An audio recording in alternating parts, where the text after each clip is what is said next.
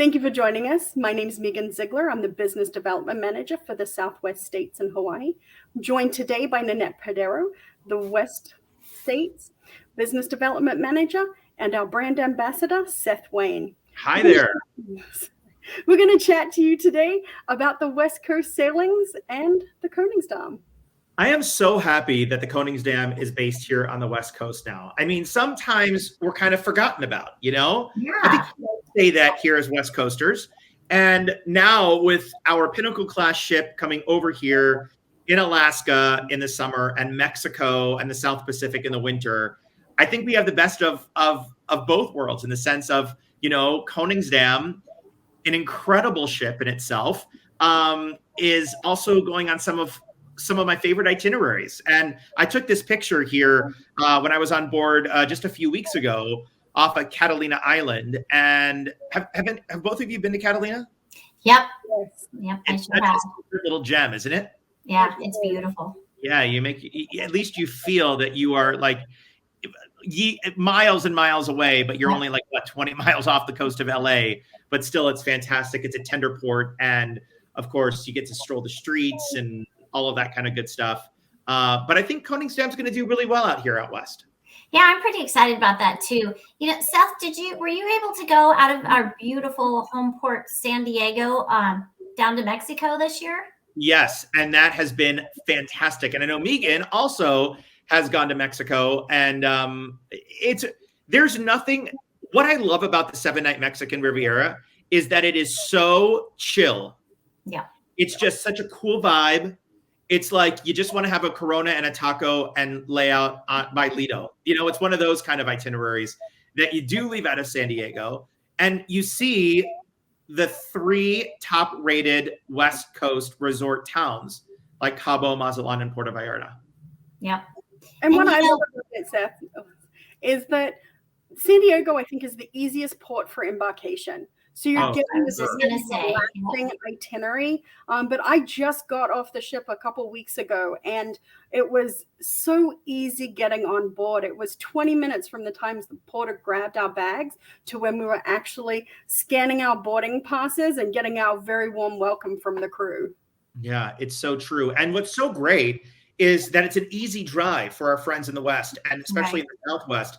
My parents are in Las Vegas. They have also done Koningsdam, and they did the 6-hour drive over, and they loved it because they kind of make a little adventure for themselves. Yeah. My friends in Tucson and Phoenix, they all make that drive over, and it's so simple. And talk about simple, the flight from Seattle and across the Northwest down to San Diego, and the airport is right here. It's like airport. I know. That's what I was going to say, is it's so easy. Well, so give us some insider tips, both of you guys, on embarkation and what it's like. And we're living in the COVID era. What's it like down in San Diego getting on the ship? Megan, you want to go first on that one? Yeah, I will. It was so easy. And I think the great thing about San Diego is it's always had a good process for embarkation.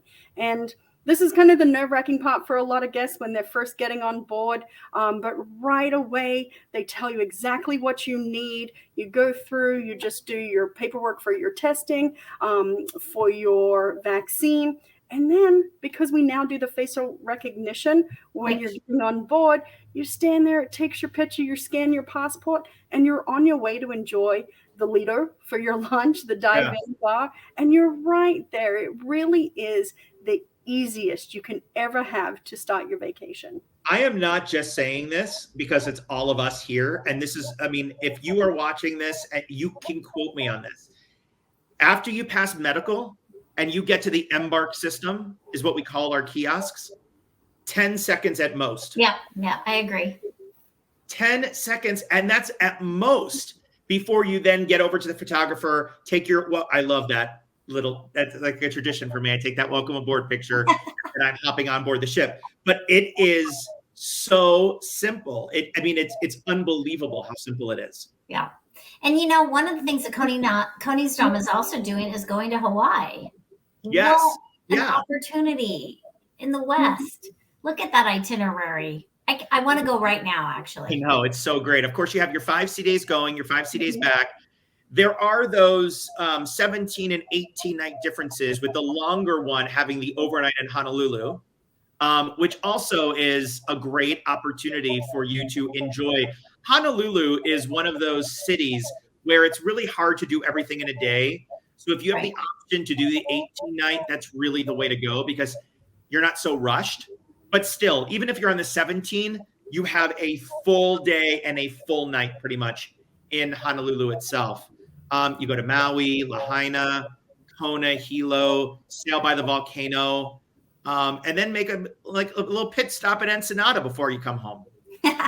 Well, and I think what's great about having a Pinnacle class ship doing this Hawaii program is just all the fantastic things that you can do on board. Of course, our music walk has all of the venues. So you have so much to choose from when you're entertaining yourself during those fabulous, relaxing sea days. Right. And you never have any kind of FOMO, if that makes sense. You know, you don't have any kind of, should I not, you know, eat at Grand Dutch tomorrow and have this, or I'm running out of time. You have those sea days and then you have Hawaii and then you have those sea days coming back. So you're not missing out on a lot of things where if you're on a shorter cruise, then you might, and that's itinerary driven, you might miss out on a lot of what the ship has to offer. So this kind of gives you the best. You know what I love is the EXC talks that we have on board, because those are the, on those sea days, I love learning about the destination we're traveling to, maybe even learning about the food or the culture. We bring on sometimes some different type of entertainment depending on where we are in the world. I love that about the Hawaii and sort of some of our exotic itineraries. I think it's just amazing that we do that. Really adds to the adventure, I think. Oh, yeah. And it enriches your experience because you're prepared. So you can make the most of your time in port because you have that knowledge of what you're looking at and why that is so special. Right, exactly. And talking about exotic. Right. Look at, this is, I want to do this so bad. Me too.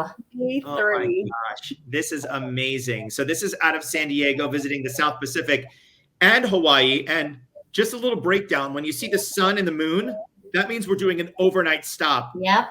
4 ports. That's amazing. Yep.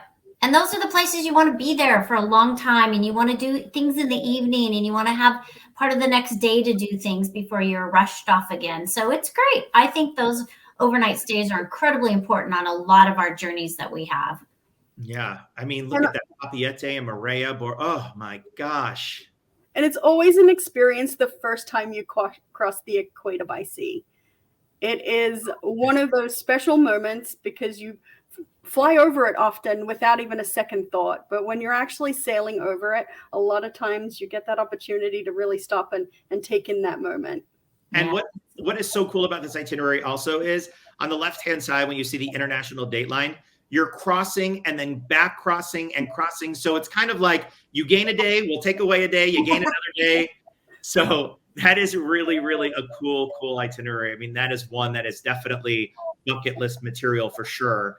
And Koningsdam being here on the West Coast, you might be saying, well, where is she in the summertime? And where is she? Yeah, exactly. She's in my backyard. Yes, out of Vancouver, round trips out of Vancouver. Yep. Yeah, we're pretty excited. She's going to go up the coast after she gets done down kind of by your way. And then she's going to come up the coast and then stay in Vancouver for the summer. So you have an opportunity to be on a Pinnacle class ship going to Alaska out of Vancouver. So we're very excited about that. So thanks, Seth, for giving us a little insider tips on these, and Megan. And I didn't get an opportunity to go to Mexico like you two did, but that's on my list for next year. So well, you know what? Next year we will all go together. How's that? Yeah, I think that's a good idea. And thanks again.